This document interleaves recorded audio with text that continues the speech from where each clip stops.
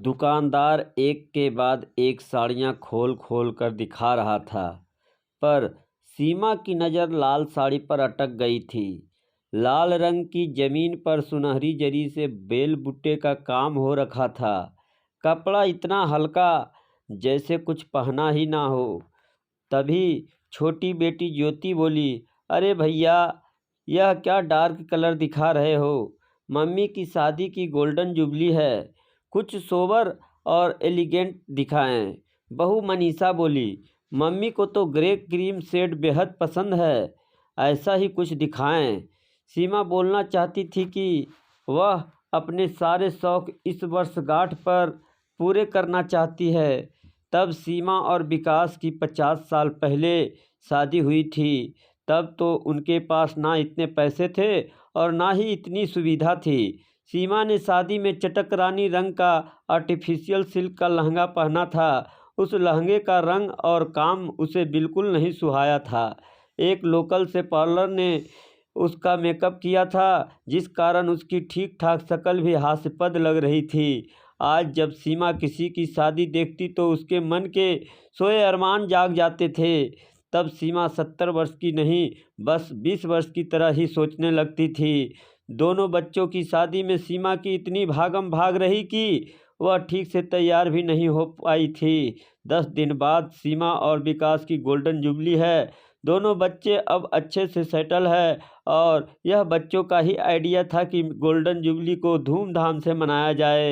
यह सुनते ही सीमा के अंदर दबी इच्छाओं को मानो पंख लग गए हो। हर बार उसकी इच्छाओं के पंख उम्र के तले दबा दिए जाते थे। सीमा के सामने दुकानदार ने क्रीम वाइट ग्रे पीच रंग की साड़ियों का अंबार लगा दिया था, पर सीमा को तो एक भी साड़ी जच नहीं रही थी। उसका पूरा मूड चौपट हो गया था। ना जाने क्यों मनीषा और ज्योति बर वक्त उसे उसकी उम्र का एहसास दिलाने पर तुली हुई है। हाँ, वे हैं 70 वर्ष की, पर इस दिल का क्या करे जो फिर से एक 20 वर्ष की दुल्हन की तरह सजना चाहता है।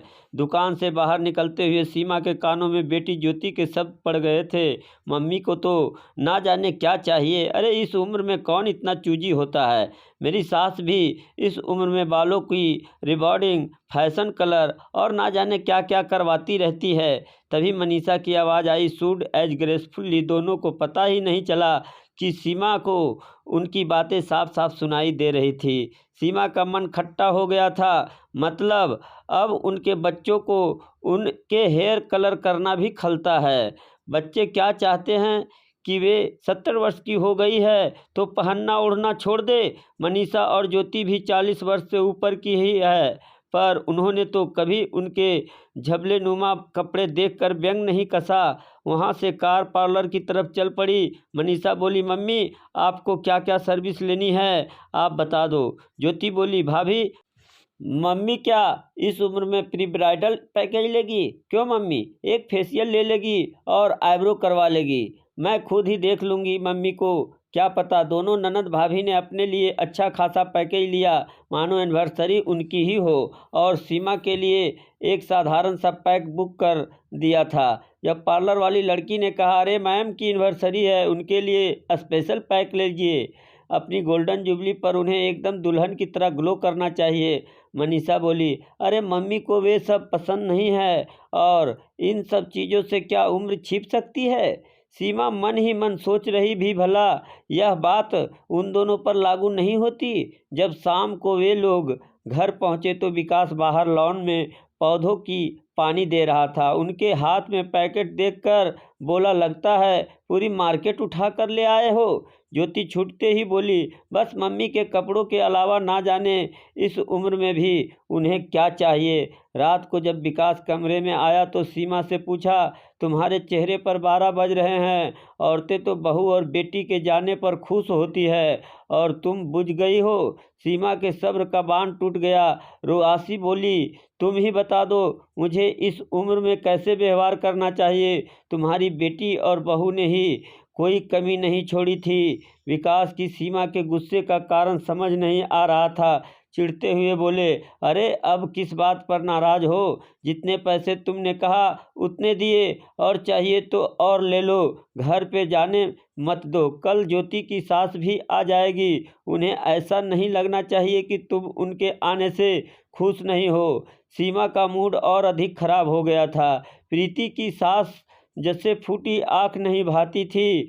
ज्योति की सास अनीता बेहद दबंग महिला थी। पति के गुजरने के बाद भी वह खूब सज सवर कर रहती थी। ज्योति के साथ साथ सीमा की भी इस तरह से सजना, ऊंची आवाज़ में हो कर के हंसना, हमेशा विकास के साथ गप्पे लड़ाना बिल्कुल पसंद नहीं था।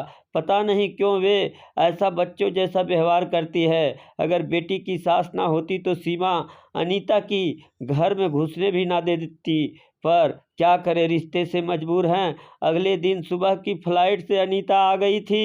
नीली पैंट और लाल रंग की कुर्ती, लाल रंग की ही लिपस्टिक, केराटिन कराए हुए बाल, सलीके से किए हुए मेकअप के कारण अनीता अपनी उम्र से 10 साल छोटी लग रही थी। सीमा उसे देखकर मन ही मन जल धुन गई थी। ज्योति यह उसके प्रवचन अपनी सास को क्यों नहीं सुनाती?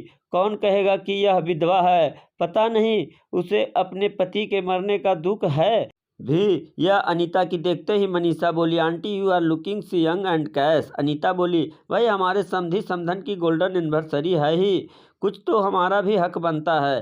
शाम को अनीता ने अपने लाए हुए उपहार सबको दिखाए, फिर एक पैकेट में से 2 साड़ियां निकालते हुए बोली, सीमा आप कोई भी एक साड़ी पसंद कर लो, दूसरी साड़ी मनीषा ले लेगी, क्योंकि एनिवर्सरी आपकी ही है तो पहला हक भी आपका है। सीमा ने अनमने ढंग से पैकेट खोला तो एक हरे रंग की और एक लाल रंग की साड़ी थी। इससे पहले सीमा कुछ चुनती प्रीति बोली, भाभी को यह लाल रंग की साड़ी दे देते हैं, मम्मी कहाँ इस उम्र में लाल रंग पहनेगी। अनीता दपटते हुए बोली, क्यों मम्मी इंसान नहीं है या उम्र के साथ लोग जीना छोड़ देते हैं? वैसे यह लाल रंग सीमा के गोरे रंग पर खूब जमेगा, बाकी सीमा तुम्हारी मर्जी। सीमा को कहते हुए बोली, इस उम्र में कोई यह तो नहीं कहेगा बूढ़ी भीड़ी लात लगाम। अनीता बोली, मैं अरे बोलने दो, अब लोग मेरे बारे में ना जाने क्या क्या बोलते हैं, पर क्या मैं जीना छोड़ दूं?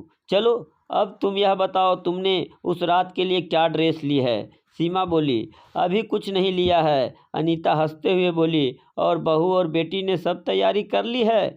कल सुबह तुम और मैं चलेंगे, मनीषा और ज्योति घर देखेगी। मनीषा बोली, पर मम्मी के बिना हम घर कैसे संभालेंगे? अनीता बोली, समझ लो अब वह सास नहीं होने वाली दुल्हन है, उसे कुछ दिनों के लिए घर की जिम्मेदारियों से मुक्त कर दो। जैसे अब तुम दोनों बहनें भी जवान हो गए हैं, कब तक तुम दोनों बच्ची बनी रहोगी? मनीषा और ज्योति अनीता के इस तंज पर चिढ़ गई थी, पर क्या कर सकती। सीमा की ना जाने क्यों इस बार अनीता बड़ी अपनी सी लगी थी। अगले दिन अनीता और सीमा ने खूब सारी शॉपिंग की। आज सीमा की कोई उसकी उम्र की याद दिलाने वाला नहीं था।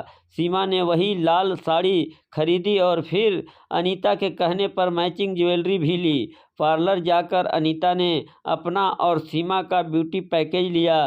फिर दोनों ने बॉडी स्पा ली, बाहर संग किया और फिर अनीता के कहने पर सीमा ने अपने बाल भी कटवा लिए थे।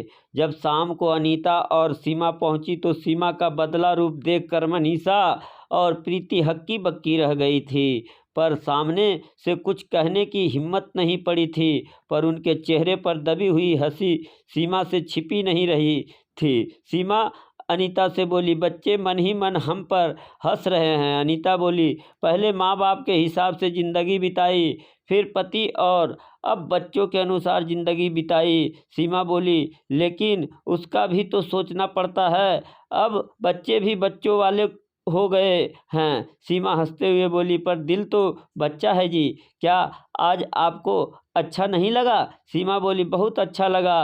रात में विकास बोला, सीमा तुम आज सच में बहुत अच्छी लग रही हो, कटे हुए बाल बहुत सूट कर रहे हैं तुम पर। अगले दिन फिर से सीमा और अनीता शॉपिंग के लिए निकल पड़ी। सीमा ने कभी भी अनीता को करीब से नहीं देखा था। अब जितना वह अनीता को समझती उतना ही उसके लिए सम्मान बढ़ रहा था। आखिरकार सीमा ने बोल ही दिया, अनीता जी, मैं आपको बहुत गलत समझती थी। अनीता बोली, जानती हूँ, सब यही सोचते हैं कि एक विधवा होकर क्यों इतना सजती संवरती है, क्यों इस उम्र में भी एक्सपेरिमेंट करती रहती है। पर वैसा ले क्या दिल कभी उम्र की सुनता है? अगर पति नहीं है, मेरे बच्चे बड़े हैं, तो क्या मैं जीना छोड़ दूं? मेरा दिल तो हमेशा से ही बच्चा था और रहेगा भी। सीमा को भी अनीता के उत्साह की छुरा लग गई थी। अब सीमा ने भी ज्योति और मनीषा की दबी मुस्कान पर ध्यान देना छोड़ दिया था। आज सीमा की शादी को गोल्डन एनिवर्सरी थी। लाल साड़ी, कटे बालों में वह एक अलग ही अवतार में नजर आ रही थी। सीमा को इतने कम्प्लीमेंट्स मिले जितने उसे अपनी शादी पर भी नहीं मिले थे। डिनर के बाद कपल डांस का प्रोग्राम था। बच्चों के डांस करने के बाद जब सीमा और विकास डांस फ्लोर पर आए तो उन्होंने भी पुराने गानों पर जी भर कर डांस किया। अनीता ने भी महफिल को जमाने में कोई कसर नहीं छोड़ी। अगले दिन सुबह लगभग सभी मेहमान विदा हो गए थे। जब अनीता जी ने अपना सामान पैक कर लिया और जब वे विदा होने के लिए चल रही थी तो सीमा ने अनीता को गले लगाकर कहा, आपको हमेशा मैं न गलत ही समझा था, पर इस बार आपसे मैंने बहुत कुछ सीखा है। अगर हम अपनी उम्र को खुद पर हावी होने देंगे तो हम समय से पहले ही बूढ़े हो जाएंगे। अनीता ने हंसते हुए कहा, यह बात हमेशा याद रखना कि दिल तो बच्चा है जी, भूलकर भी अपने अंदर के बच्चे को मत मारना। यही तो हमारे जिंदा रहने की वजह है। यह कहानी आपको कैसी लगी कमेंट के माध्यम से हमें ज़रूर बताएं और ऐसे ही कहानी सुनने के लिए मेरे चैनल को लाइक और सब्सक्राइब ज़रूर करें। धन्यवाद।